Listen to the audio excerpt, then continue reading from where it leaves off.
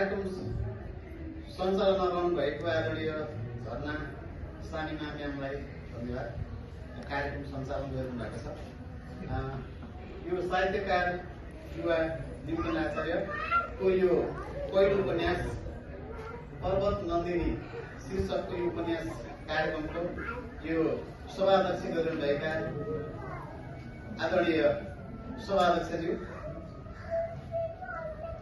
आजका प्रमुख अतिथि नेपाली साहित्यका सशक्त आदरणीय व्यक्तित्व डाक्टर मङ्गलाजु अंसालज्यू, मञ्चमा आसीन विशिष्ट अतिथिगण, विभिन्न क्षेत्रबाट पाल्नुभएका विद्वान विदुषीहरू, सञ्चारकर्मी मित्रहरू तथा यहाँ उपस्थित सम्पूर्ण शब्द अनुरागी मनहरूमा म निन्द्र आचार्य तर्फबाट नमस्कार, स्वागत छ। आज यस गरिमामय हलमा उपस्थित भइरहँदा शब्दहरूले मेरो भावनालाई पूर्ण रूपमा व्यक्त गर्न सकिरहेको छैनन्। एउटा बुवाको लागि त्यो दिन कति महान होला जब उसले आफ्नो छोराको परिचयबाट आफू चिनिने अवसर पाउँछ। आज मलाई महसुस भइरहेको छ, सन्तानहरूको प्रगति नै बाबुको आमाको जीवनको सबभन्दा ठुलो कमाइ र तीर्थाटन रहेछ। उपस्थित सम्पूर्ण महानुभावहरू, हिजोसम्म जसलाई मैले केवल आफ्नो छोराको रूपमा बुझेको थिएँ, आज उसले पर्वत नन्दिनी मार्फत आफूलाई एउटा सर्जक र समाजको एउटा सचेत स्वरको रूपमा उभ्याएको छ।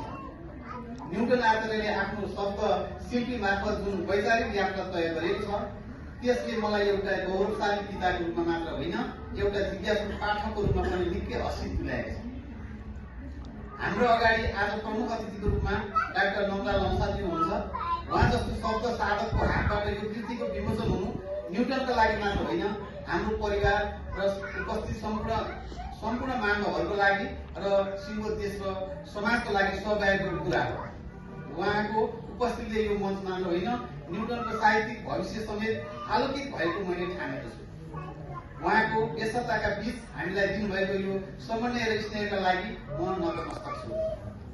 उपस्थित महानुभावहरू, साथै देशका विभिन्न कुनाबाट, विशेष गरी इन्द्रावती गाउँपालिका र काठमाडौँमा बस्नुहुने आदरणीय व्यक्तित्वहरू र देशको विभिन्न ठाउँबाट आफ्नो पेसागत रूपमा आफ्नो कार्यक्षेत्र चाहिँ काठमाडौँ बनाए यो कार्यक्रममा उपस्थित आउनुभएका विशेष अतिथिहरू, यहाँ उपस्थित प्रबुद्ध व्यक्तित्वहरू, यहाँको यो उपस्थितिले एउटा कुरा स्पष्ट पार्छ कि सृजनाको मूल्य अझै जीवित छ र प्रतिभालाई माया गर्न मनहरू अझै विशाल छ।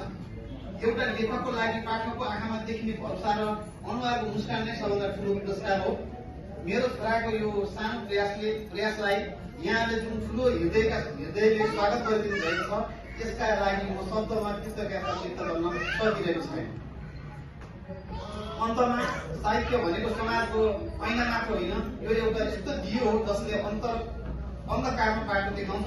म कामना गर्दछु पर्वत नन्दिनीले यो हरेक पाठकको हृदयमा एउटा सकारात्मक झङ्कार पैदा गरोस् र न्युटनको यो कलम कहिले नरोकी निरन्तर समाज पीडा र प्रेम र परिवर्तनका गाथाहरू कोर्न अघि बढिरहोस्।